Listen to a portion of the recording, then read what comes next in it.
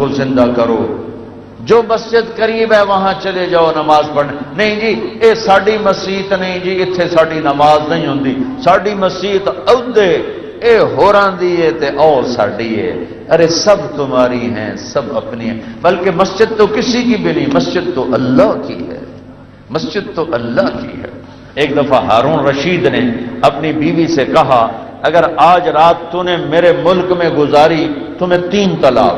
غصے میں کہہ دیا، پیچھے سر ناپ کے بہ گیا کہ ہن کی کروں، طلاق تو کیویں بچاں، چونکہ خانے وال پر بھی اس کی حکومت تھی۔ تو اس نے علماء اکٹھے کیے، بھائی کوئی راستہ بتاؤ۔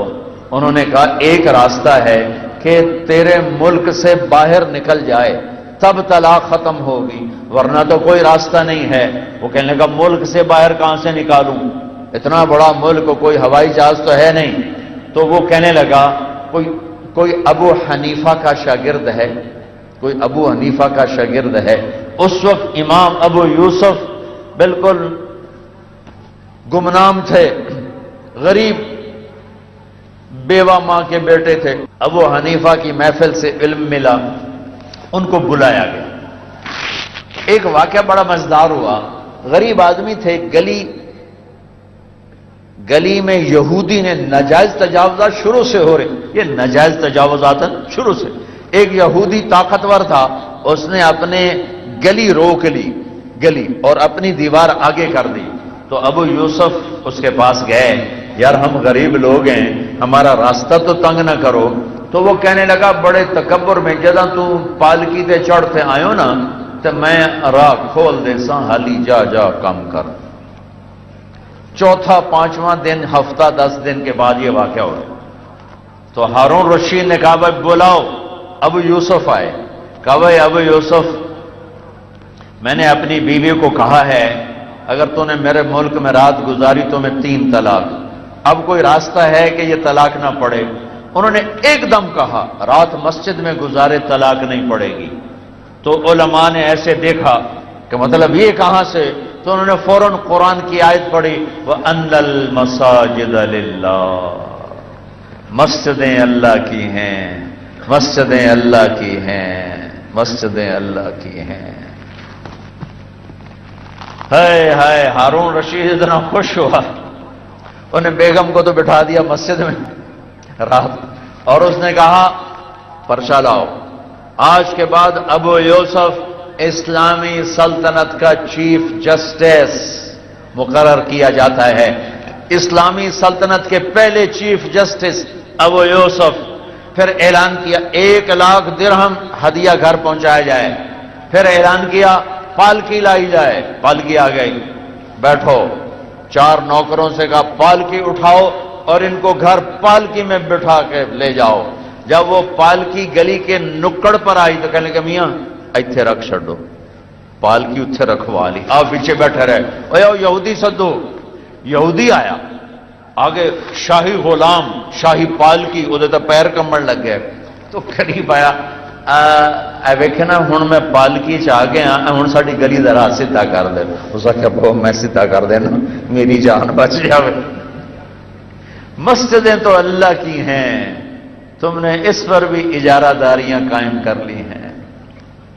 آؤ بھائی مسجدیں اللہ کی بنائیں، ہر جگہ سجدے کرو، نمازیں پڑھو، ہر ایک کو گلے لگاؤ، پیار کرو۔ جس سے لڑے ہوئے ہو اس محفل میں اٹھنے سے پہلے معافی بھی مانگ لو، توبہ بھی کر لو۔ سچ بولنا، جھوٹ نہ بولنا، دیانت سے کام لینا، دھوکہ نہ دینا، انصاف کرنا، ظلم نہ کرنا، محبت سے رہنا، نفرت سے نہ رہنا، کسی سے لڑے ہو صلح کر لینا، کوئی گناہ ہے تو توبہ کر لو، یہاں بھی معاف، آگے بھی معاف۔ تو ایک گزارش میں سب بھائیوں سے کرتا ہوں کہ بہت بڑا مجمع ہے ماشاءاللہ، میری ادھر تو نظر نہیں پڑ رہی تھی کہ میں نے ہاتھ ایسے کیا تو پھر مجھے نظر آیا کہ وہ تو آخر دیوار تک ماشاءاللہ مجمع ہے، احباب جمع ہے، میر حال دل کہہ لے، پھر التفات دلے دوستاں رہے نہ رہے۔ اور مجھے نظر آ رہا ہے ماشاءاللہ 90-95% نوجوان بیٹھے ہیں۔ آپ میرے عزیز ہو، میرے برخوردار ہو، میں آپ کے سامنے ہاتھ جوڑتا ہوں، آؤ آج ہم سب مل کر توبہ کریں، اجتماعی توبہ کریں۔ جو جرم ہو رہا ہے اس سے ہم آج توبہ کریں. حکومتوں کا انتظار نہ کرو کہ وہ کوئی اسلام لائیں گی. حکومتیں اسلام لایا نہیں کرتی. اسلام دلوں سے آیا کرتا ہے، یہاں سے آیا کرتا ہے. حکمران نافذ کر دیں.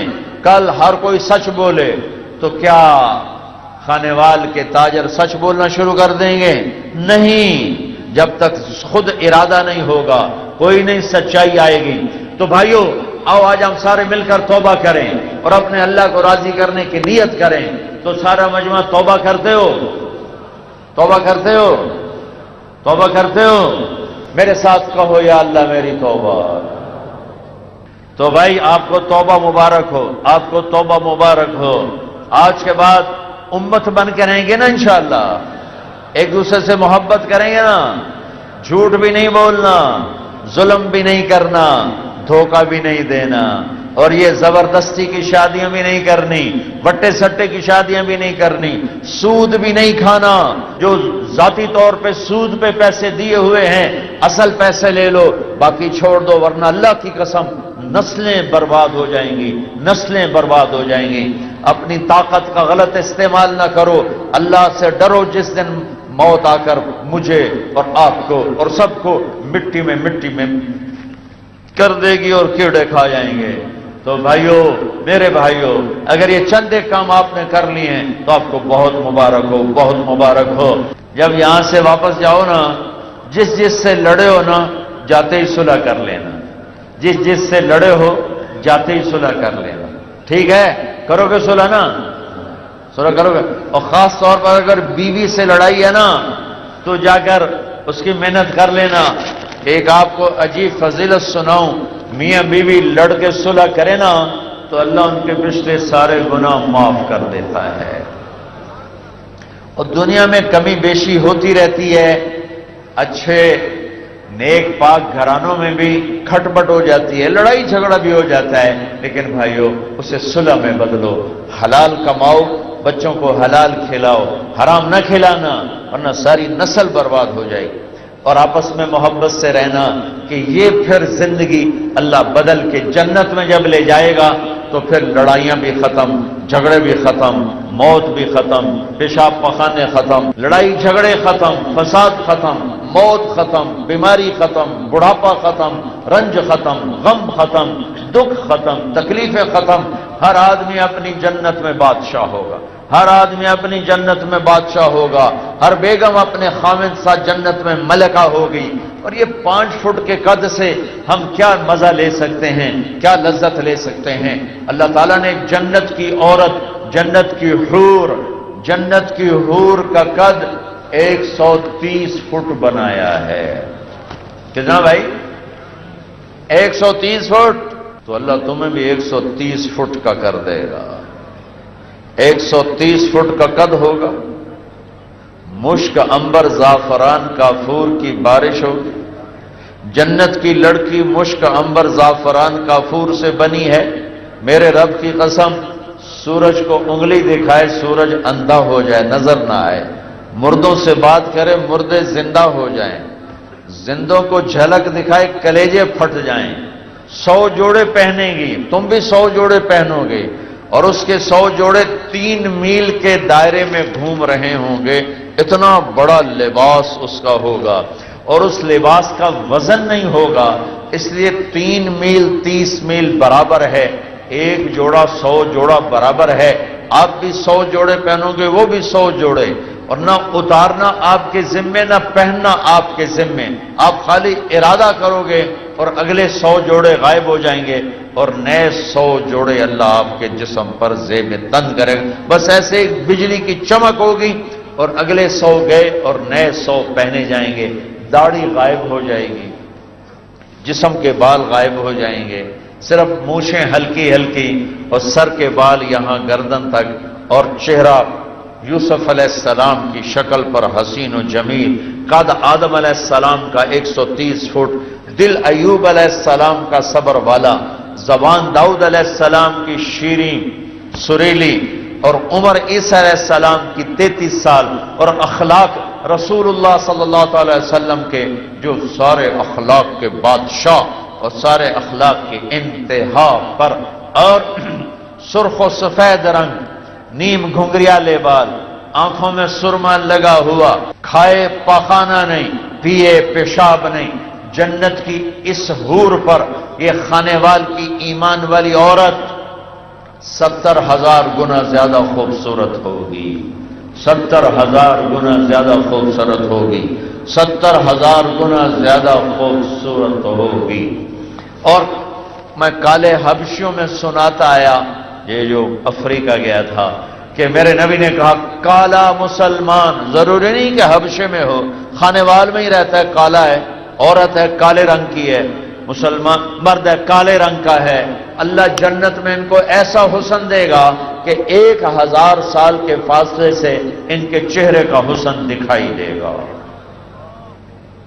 تو بھائیو، کھانے پینے کے مزے آگے ہیں، رہنے کے مزے آگے ہیں، یہاں محبت سے دن گزار دو، نفرتوں کی آگ بجھا دو، ٹھیک ہے، پیار محبت سے رہو۔ جو مجمع میں انشاءاللہ سارے نمازی بیٹھے ہیں، میں کہتا ہوں سارے نمازی بیٹھے ہیں، لیکن اگر کوئی تھوڑی غفلت ہے کسی میرے بھائی میں کہ نماز میں سستی ہے یا بالکل ہی نہیں پڑھی جا رہی یا 1-2 پڑھی جا رہی، تو آج کے بعد یہ نیت کر لو کہ ساری نمازیں پڑھنی ہیں۔ جو یہاں بیٹھے ہوئے ہیں ذمہ دار، گندم آ رہی ہے، عشر ادا کرو، 100 من میں 5 من غریب کا، 95 من تمہارا، زکوٰۃ ادا کرو، 1 لاکھ میں 97.5 تمہارا، 2500 غریب کا، زکوٰۃ ادا کرو، عشر ادا کرو، آپ کا مال پاک، آپ کی فصلات پاک۔ اور اس طرح جیسے ذمہ دار آج کل خوار ہو رہے ہیں، نہ گندم بک رہی ہے، نہ چاول بکے، نہ آلو بک رہے ہیں، یہ خواریاں نکل جائیں گی اگر ذمہ دار عشر ادا کریں۔